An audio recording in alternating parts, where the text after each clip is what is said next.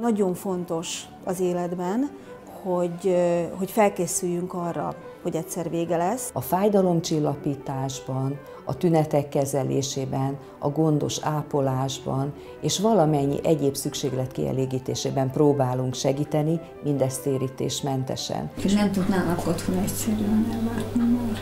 Mindenhol szükséges az empátia, de itt ezen van a hangsúly. Orvosok, hogy nővérek, hogy önkéntesek, takarítónőket, mindenki annyira kedves és mindent úgy tesz, hogy a betegeknek jó legyen.